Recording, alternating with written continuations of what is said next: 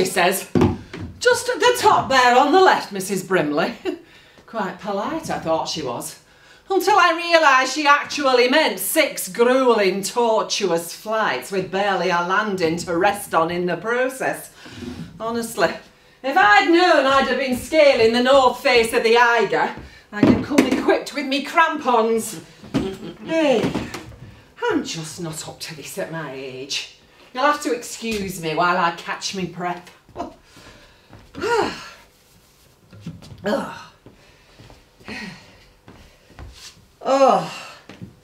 Oh, that's better. This is a new job, see. I gave up cleaning at the pub last month. It wasn't so much the boss, Mr. Hargreaves, and his persistent bad language, although that was a trifle unnecessary at times. No, if you were to ask my real reason for resigning, you'd probably laugh at the answer. But I'll tell you anyway. Fags. I didn't realise it for ages, but I miss that lingering smell of old tobacco mixed with beer dregs and gravy. I found it strangely comforting. After the smokers had to go outside and pollute the street, the general aroma was never quite the same. Of course, I couldn't explain that to Mr. Hargreaves. He'd have thought it was weird. Crikey.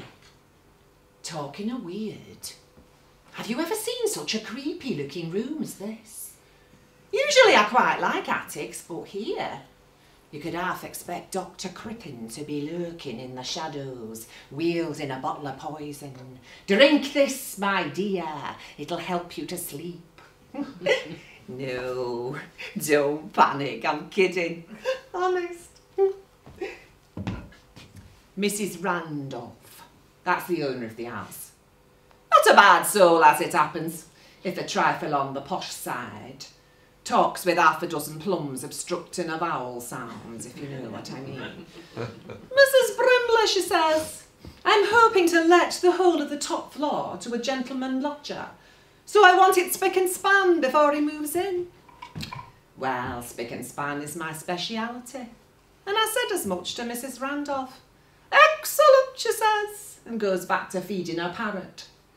Which, if I'm not mistaken, could give you a nasty nip if you were to look at him sideways with the wind in the wrong direction. Not that I'm planning on going anywhere near him. I'll just confine myself to the top floor, and Lord knows there's enough to be going on with here. Just look at the state of it. It's like no one set foot over the threshold for the best part of 100 years. Dust, dust and more dust. And just look at that window over there, filled in and plastered over, as if someone were trying to pretend there never was a window there in the first place. Still, ours is not to reason why, as somebody famous once said. And I'll tell you something else for nothing. Any gentleman lodger brave enough to take these rooms for anything more than a week or two is going to need the stamina of Mo Farah.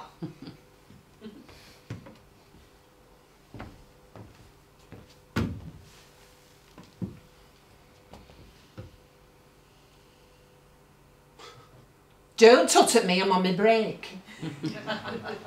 And I can tell you that if anyone deserves a cuppa after the morning I've had, it's Mrs. V. Brimley, widow of this parish. Even though I did have to toil down 6 flights of stairs to make it myself. I could have had it downstairs in the kitchen, but Mrs. Randolph's parrot was giving me one of his Spanish Inquisition looks. So I retreated back up here. Worth it, of course. Me coffee's only just gone tepid.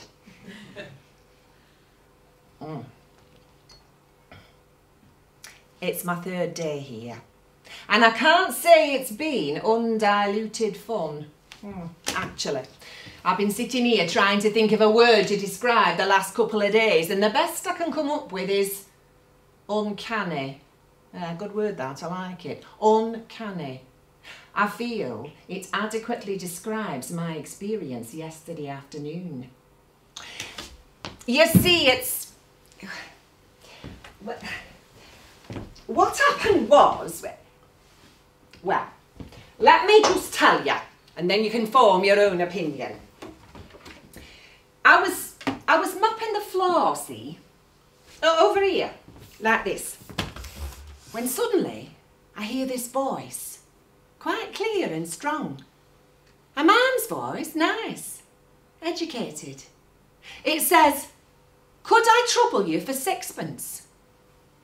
Well, I turn round sharpish like to see who it is. I'm thinking it's perhaps Mrs. Randolph's gentleman lodger arrived early. But then I'm thinking, sixpence? Who the bloody heck asks for sixpence these days? He's a nice-looking young lad, about 20, pale face, old-fashioned haircut. He's dressed in one of those collarless shirts, much patched about the elbows, trousers with braces, and he's shivering with the cold as though it's the middle of winter. Very odd indeed for the second week in August. Sixpence, I say? That won't buy you much these days. On the contrary, madam, he says. Madam, me? On the contrary, I can, for sixpence, partake of a bowl of soup with bread at the corner of the street. I do believe, for a starving poet, it's a better course of action than paying the rent. Well, I look him up and down, with greater scrutiny this time, and I realise that he's very pale indeed.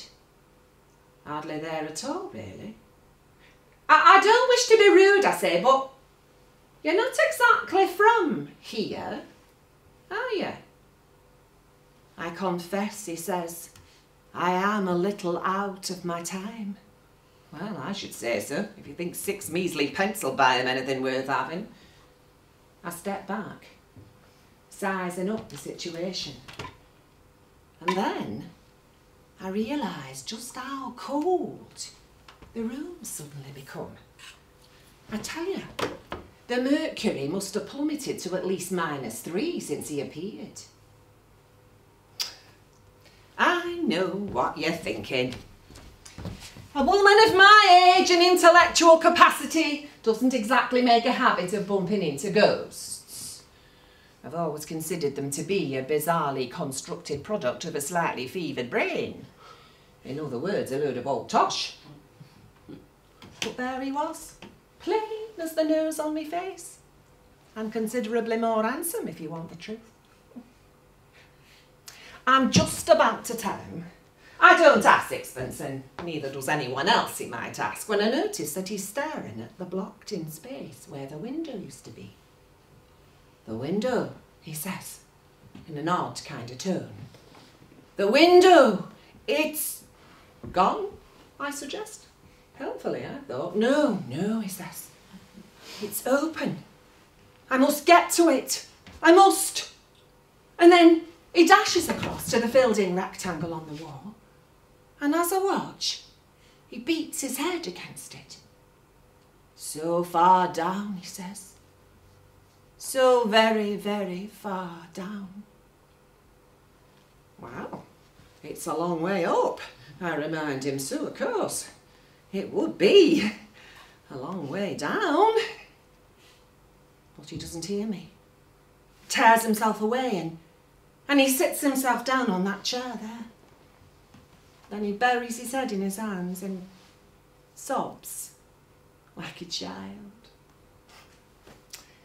I look at him, poor young lad, and then I look at what used to be a window, and suddenly I see exactly what must have happened. Goodness knows how many years ago. Violet, I say to myself, if ever you needed a tactful approach to a tricky situation, this is a #1 case in point. I'm thinking it may be difficult to actually touch him, and it may be unpleasant for both of us if my hand goes, you know, straight through his shoulder. So I just move in a bit closer and I bend down towards him. You've had a tough time, lad, I say. But it's all over now. It was all over long ago. There's nothing to worry about now. Just think, lad, you're free for all eternity. He uncovers his face then, looks up at me and smiles, the most beautiful smile. He asked me my name, so I tell him. Violet, he says, and his eyes are full of unshed tears. I could have loved you. I step back. He could have loved me. Plain, ordinary me, a woman of a certain age with precious little to commend her to anyone the right side of 70. Yet there he sat, young, handsome, sensitive, and dead for probably the best part of 100 years. Life's little ironies, they never cease to amaze me.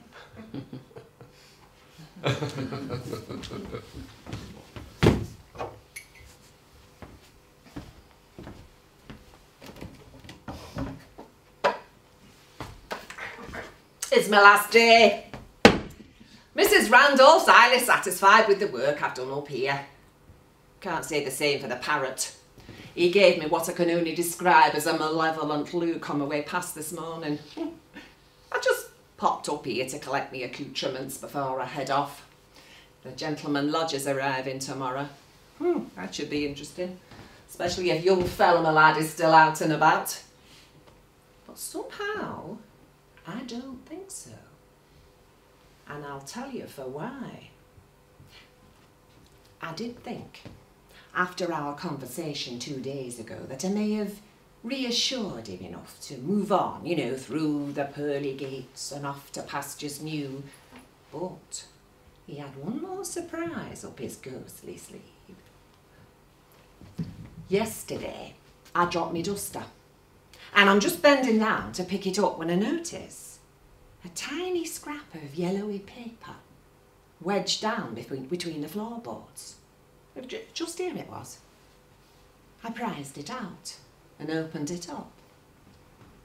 It was a poem. Oh, here we are.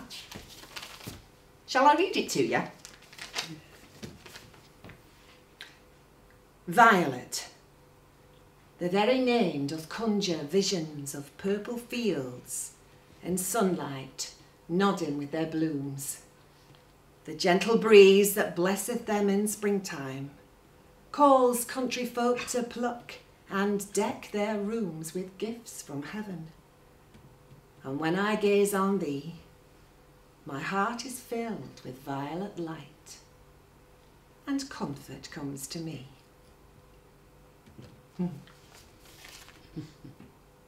Oh, go on then, be critical. Tell me he's a pretty poor poet if that's the best he can come up with. Well, that's not really the point, is it? Well, maybe it's not meant for me at all.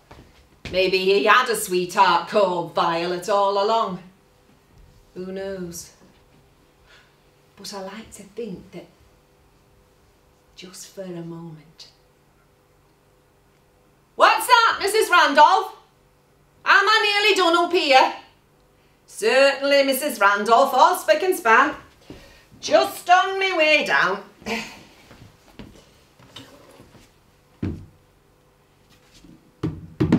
Goodbye, lad.